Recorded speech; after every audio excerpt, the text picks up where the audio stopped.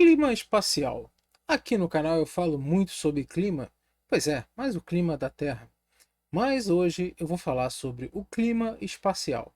Pois é, o que é clima espacial, quais são esses domínios, e justamente para vocês entenderem, né, um pouco mais além da redoma, né, da Terra, né? Não que a Terra seja plana, né? Isso não é, isso é uma idiotice total. Mas vamos falar sobre clima espacial e o que afeta, né? E explicar um pouco para vocês aqui. Se gosta desse tipo de assunto, vem comigo que eu vou lhe contar. Mas antes, larga o dedo no like, se inscreva no canal e aqui embaixo, né, tem sempre aqui o Instagram para você que quer ter mais tipo de notícias, mais notícias e mais atualizadas. Então, vamos lá. Bom, pessoal, o clima espacial. Nós sabemos, né, que chuva, vento, tempestades, tal, furacões, né, essas coisas todas são características, né, cotidianas do nosso clima terrestre, nosso tempo terrestre. Mas existe alguma coisa além da nossa atmosfera. E nós, cientistas, assim, nós monitoramos esses fenômenos.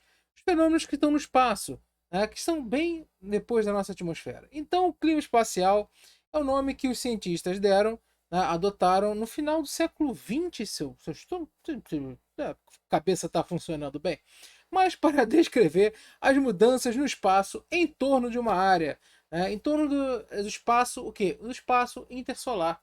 Então, essa área de estudos, né, muitas vezes, tem pessoas que são chamados heliofísicos, né, mas também nós, os astrofísicos, também podemos fazer isso. Alguns meteorologistas observam, né, e alguns também, né, observadores, né, que não são profissionais. Agora, compreender o clima espacial é ir muito além da superfície da Terra, muito além. Porque nós temos, né, aqui temos mudanças sazonais de vento, de chuva, tal, e o clima espacial também de uma maneira, ele produz algumas mudanças e inclusive pode produzir resultados diferentes no clima terrestre. Pois é. Então, o clima espacial pode causar um tornado, um furacão, uma tempestade ou variações de temperatura. Isso pode acontecer?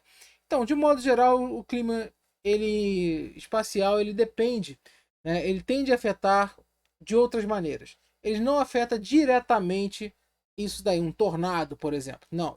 Mas o clima ele se enquadra, o clima espacial ele se enquadra, por exemplo, na categoria de mudanças, né, da cobertura de nuvens, que uma mudança de cobertura de nuvens pode alterar, sim, o clima global. Pode esquentar ou pode aquecer. O clima espacial também ele pode trazer mais radiação de nêutrons e outras coisas mais. Então, vamos ver, né, o que causa, né, quais são as causas do clima espacial. Tudo começa no nosso Sol. O nosso Sol, ou seja, aquela estrela que ela é dinâmica, ela não é constante, ela está sempre em constante mudança. E conforme o Sol muda, também muda a própria atividade no espaço ao seu redor. Por exemplo, as erupções solares elas lidam com enorme quantidade de energia. E só para vocês terem uma ideia, uma erupção solar ela produz mais energia do que toda a história humana na Terra. Só que isso em apenas pouquíssimos minutos. Muito poucos minutos. Só para vocês terem uma ideia, tá? Uma ideia de somente uma erupção, e não é uma erupção forte não, uma erupção fraca, tá? E esses eventos são tão poderosos, são tão enormes, que eles podem afetar todo o sistema solar, não só a Terra.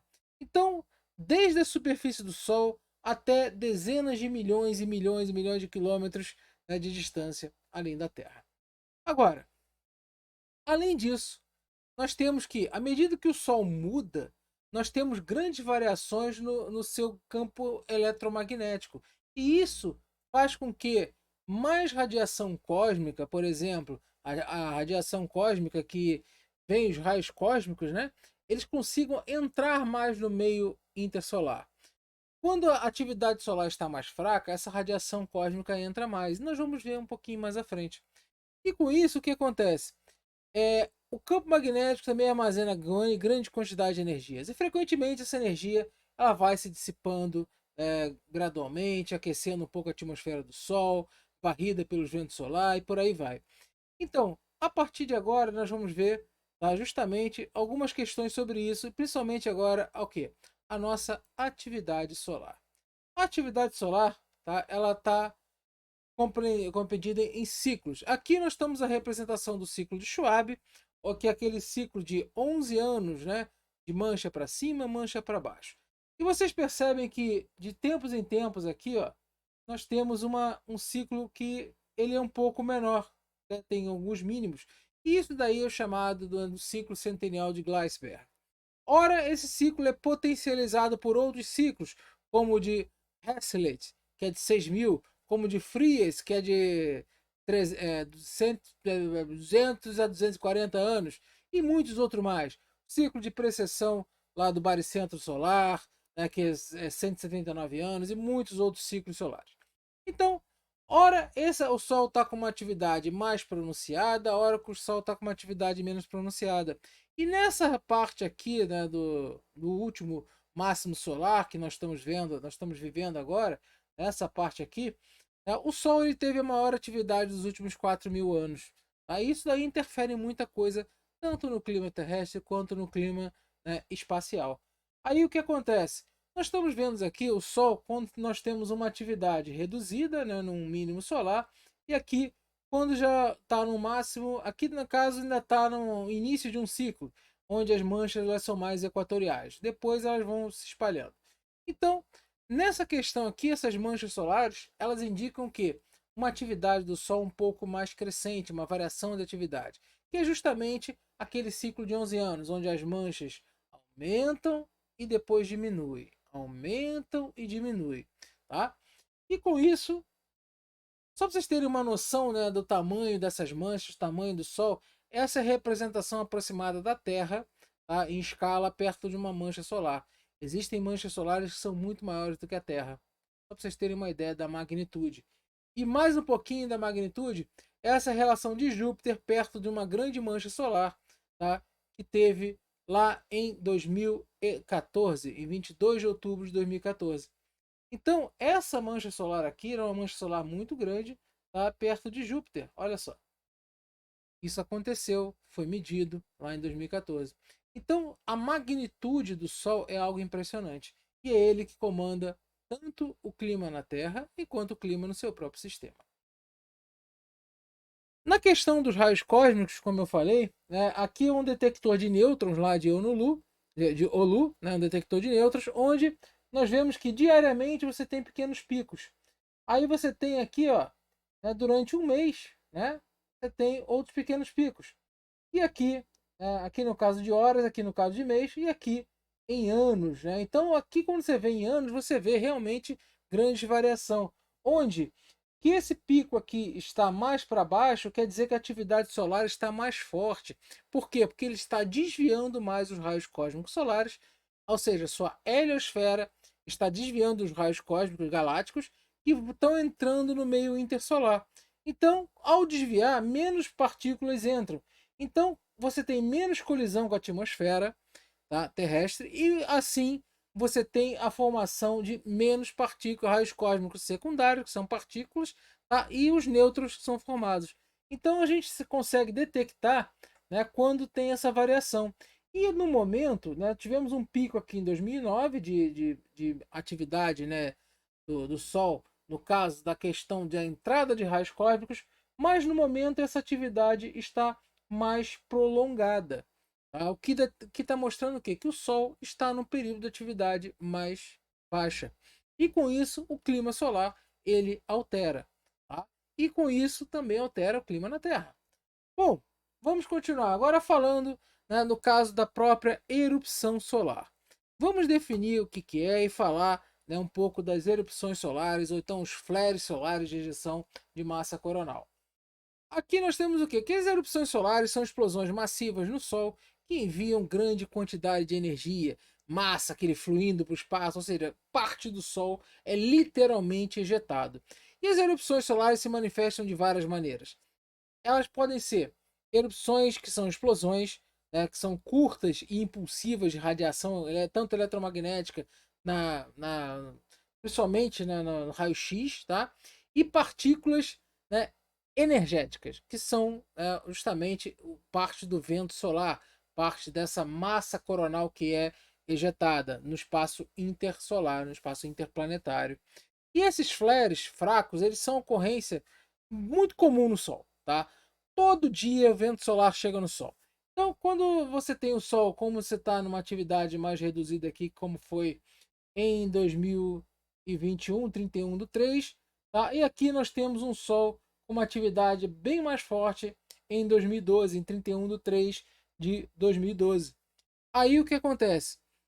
Essas manifestações chamadas de ejeção de massa coronal, chamados Quimei, eles são poderosos e são poderosos campos magnéticos e plasmas da coroa solar. As massas coronais elas podem conter assim uma massa. Vamos fazer uma conta básica. Pega um porta-aviões moderno, tá? Ou seja, um porta-aviões moderno, aqueles navios grandões, e multiplica 10.000 vezes essa massa. Tá? Então essa é a quantidade de matéria solar jogada, né, jogada no sistema solar a cada uma erupção não muito forte. Tá? Então ela essa matéria, né, solar lançada no espaço com altas velocidades, ela pode atingir até as bordas externas do sistema solar. E bilhões de toneladas de plasmas eletricamente, né, carregados, partículas subatômicas da coroa. Então, você tem muito próton, tem muita radiação beta que são elétrons, tem muita coisa que sai dali. Então, essas poderosas erupções, né, como nós tivemos aqui, ó, só para vocês terem uma ideia, uma erupção solar, ela pode ser, normalmente, ela é muito maior do que a Terra também. Tá? Aqui é a Terra em escala, em relação a somente, né, uma... Isso aqui não chegou ainda nem a ser uma erupção. É simplesmente o plasma tentando sair e sendo ele sendo aprisionado por simplesmente um campo magnético do Sol, que ele é uma partícula carregada. Só que existem horas que essas partículas aqui, elas têm tanta energia que elas fazem uma reconexão magnética. Esse arco ele se dobra e no momento que ele se dobra ele explode. A reconexão magnética ele vai embora. E é isso que provoca isso daqui. Tá? Ó, essas grandes ejeções, como aconteceu aqui em 2003. Tá? Então, ó, grandes ejeções, justamente isso que nós estamos vendo é o que? É literalmente parte do Sol, né, saindo, sendo ejetado do Sol através de erupções solares. Certo? Então isso aí faz parte, altera o clima, né, clima espacial. Buraco coronal. O buraco coronal já é o oposto da mancha solar, praticamente. Porque o buraco coronal, por exemplo, aqui nós estamos vendo regiões bastante escuras, são regiões escuras na atmosfera do Sol detectada por imagens ultravioleta e até de raio-x. Tá? Elas são fontes, por exemplo, correntes, né, bastante fortes de ventos solares, né, em altas velocidades. E esses ventos gerados pelo buraco coronal, eles passam, vamos dizer assim, praticamente desimpedidos para o espaço. Por quê? Porque o buraco coronal é um local onde o campo magnético ele tende ao infinito. Então ele não há essa reconexão. Então ele não prende o plasma solar. Quando ele faz isso, esse local parece escuro porque esfria. Mas é mais frio em relação, né, a outros lugares do Sol. Como por exemplo aqui, ó, nós estamos vendo isso aqui são manchas solares, né, com um plasma sendo mantido. E aqui, ó, buracos coronais, onde o plasma simplesmente está sendo ejetado, claro que uma quantidade muito menor do que uma erupção, mas é jogado constantemente. Então, às vezes, por exemplo, por muitos meses esses buracos eles giram, giram a cada mês, e esse efeito, né, giratório, eles chamam a atenção da gente, por quê? Porque eles podem provocar várias colisões, né, se dependendo de como esteja o comportamento do buraco coronal, ele provoca várias colisões no vento solar, tá? E podendo formar uma onda de choque de vento solar.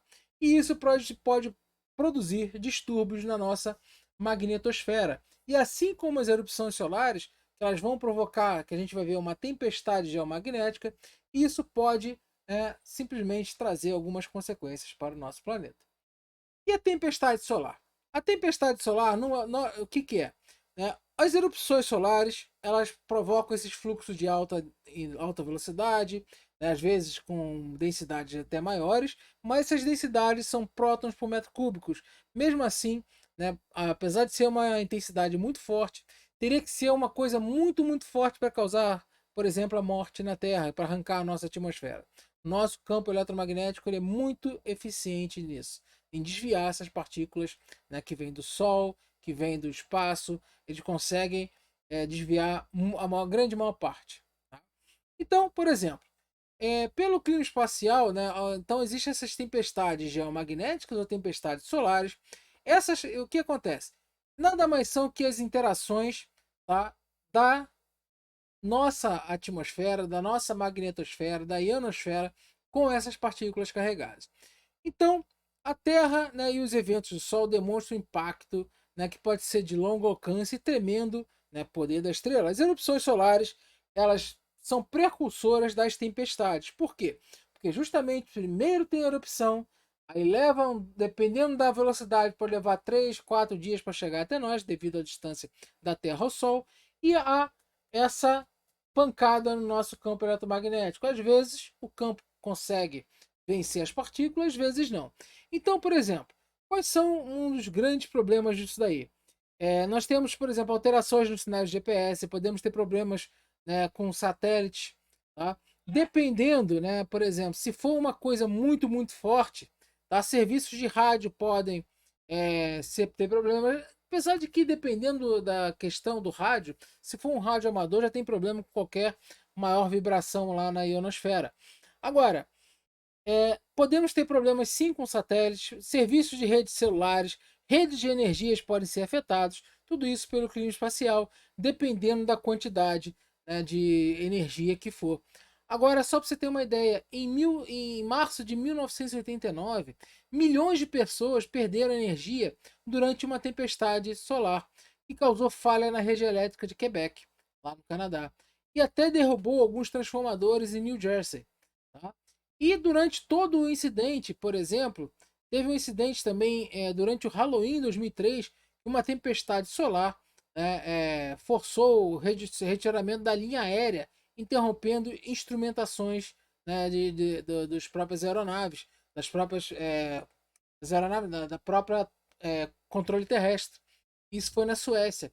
Então, sim, é muito importante a gente saber e conhecer o clima espacial, mas uma das coisas que mais frequentemente acontece, né, com o clima espacial é isso daí, as auroras polares, tanto boreal quanto austral. E são espetáculos tremendos. Então, a grande maioria das vezes, né, das erupções, principalmente agora, durante um mínimo solar prolongado, chamado grande mínimo solar, essas erupções elas vão provocar mais isso aí, ó, aurora boreal, tá certo? Ou austral, as auroras polares, tá certo? Bom, pessoal, era isso que eu queria falar com vocês. Espero que tenham gostado. Gostou? Larga o dedo no like, confirma aí a inscrição no canal. Aqui Instagram, aqui embaixo para quem quiser. E se você gosta do canal, gosta do conteúdo, aí ó, a partir de R$ 1,99 por mês você pode ajudar a gente a melhorar cada vez mais. Um forte abraço para vocês, obrigado a todos, até a próxima.